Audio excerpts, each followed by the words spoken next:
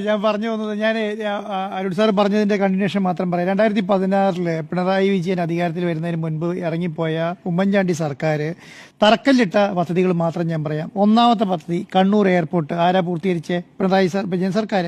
രണ്ടാമത്തെ ഏറ്റവും വലിയ പദ്ധതിയായിട്ട് സർക്കാർ കൊണ്ടുവന്ന വിഴിഞ്ഞം പ്രോജക്റ്റ് ആരാ പൂർത്തീകരിച്ച്? പിണറായി വിജയൻ സർക്കാർ. നാഷണൽ ഹൈവേ ഓഫീസ് പൂട്ടിയിട്ട് പോയി, അതാരാ നടത്തിക്കൊണ്ടിരിക്കുന്നത്? പിണറായി വിജയൻ സർക്കാർ. കൊച്ചി മെട്രോ ഒന്നാം ഘട്ടം മാത്രം പൂർത്തീകരിച്ചു, അതായത് രണ്ടാം ഘട്ടവും മൂന്നാം ഘട്ടവും പൂർത്തീകരിച്ചുകൊണ്ടിരിക്കുന്നത് പിണറായി വിജയൻ സർക്കാർ. കുറേ IT പാർക്കുകൾക്ക് കേരളത്തിന്റെ അവിടെ ഇവിടെയൊക്കെ ആയിട്ട് കുറേ തറക്കല്ലിട്ടിട്ട് പോയി, അതാരാ പൂർത്തീകരിച്ചുകൊണ്ടിരിക്കുന്നത്? പൂർത്തീകരിച്ചുകൊണ്ടിരിക്കുന്നത് ആരാ? പിണറായി വിജയൻ സർക്കാർ. വാട്ടർ മെട്രോ പേരിൽ മാത്രം, പേപ്പറിൽ മാത്രമായിരുന്നു, ഇപ്പോൾ ആരാ പൂർത്തീകരിച്ചേ? പിണറായി വിജയൻ സർക്കാർ. ഗെയിൽ പൈപ്പ് ലൈൻ ആരാ പൂർത്തീകരിച്ച്? പിണറായി വിജയൻ സർക്കാർ. മലയോര ഹൈവേ ആരാ പൂർത്തീകരിച്ച്? പിണറായി വിജയൻ സർക്കാർ. 11 മാസമായിട്ട് പെൻഷൻ കൊടുക്കാതിരുന്നത് ആരാ? 600 രൂപയായിട്ട് പോലും കൊടുക്കാതിരുന്നത് ആരാ? ഉമ്മൻചാണ്ടി സർക്കാർ.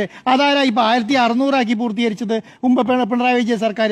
1600 2 മാസത്തെ കുടിശ്ശിക മാത്രമേ ഉള്ളൂ. 2 മാസത്തെ കുടിശ്ശികയേക്കാൾ വലുതാണോ 11 മാസത്തെ? അവർ കൊടുക്കാനുണ്ടായിരുന്ന 11 മാസത്തെ കുടിശ്ശികയും കൂടെ കൊടുത്തിട്ട് 2 മാസം 1600 ഷോർട്ടേജ് ഉള്ളൂ. 1000 രൂപ ഉണ്ടായിരുന്നുള്ളൂ ആശാവർക്കന്മാരുടെ സമരം. എത്രയാ? 6000 രൂപ.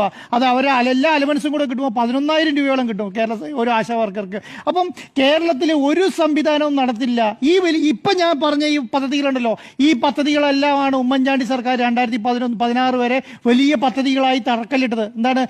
കണ്ണൂർ ജില്ലയിൽ പോയിട്ട് വലിയ ഗ്രൗണ്ടിൽ കൊണ്ട് വിമാനം ഇറക്കി, അത് വിമാനത്താവളമാക്കി.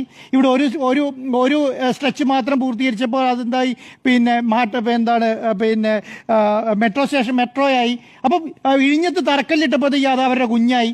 ഇങ്ങനെ പറഞ്ഞിട്ടാണ് 2016 ഇറങ്ങി പോകുന്നത്. അതിനുശേഷം എന്തൊക്കെയാ അഭിമുഖീകരിച്ച കേരളത്തിൽ? ഒന്ന്, ഈ ലോകം കണ്ട ഏറ്റവും വലിയ പ്രളയം. രണ്ടാമത്, ലോകം കണ്ട ഏറ്റവും വലിയ കോവിഡ്.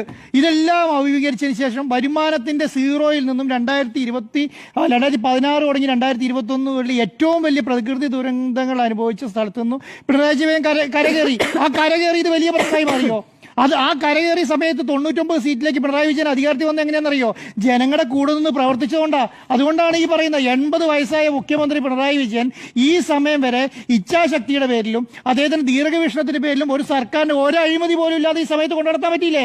എന്താ പറ്റാത്ത? എന്തുകൊണ്ടാണ് കേരളത്തിലെ പ്രതിപക്ഷ പാർട്ടികൾക്ക് 2016 തുടങ്ങി 2023 ഒരു അഴിമതി ആരോപണം തെളിയിക്കാൻ പറ്റാതെ പോയത്? ഒരെണ്ണം തെളിയിച്ചിട്ട് ഒരു മന്ത്രിയെ രാജിവെപ്പിച്ചാൽ പോരായിരുന്നോ? ഈ പറഞ്ഞ പ്രശ്നം ഉണ്ടാവില്ലായിരുന്നല്ലോ. ഈ 2029 9 വർഷമായിട്ട് ഒരു അഴിമതി ആരോപണം പറഞ്ഞിട്ട് ഒരു മന്ത്രിയെ പോലും രാജിവെപ്പിക്കാൻ കഴിയാതെ ഈ പ്രതിപക്ഷം നിൽക്കുന്നു. ഇപ്പോഴും പ്രതിപക്ഷ നേതാവിനോട് ചോദിക്കുകയാണ് ഏത് അഴിമതിയാണ് നിങ്ങൾക്ക് പറയാനുള്ളതെന്ന്. പ്രതിപക്ഷ നേതാവ് മറ്റുള്ള കാര്യങ്ങളിലേക്ക് പോവാണ്. ഒരഴിമതി പോലും ഇപ്പോൾ ഈ സമയത്ത് വരും പരാമർശിക്കാൻ പറ്റുന്നില്ല എന്നുള്ളതാണ്. എന്തിനാണ് നമ്മൾ ഈ പറഞ്ഞ 300 വ്യവസായ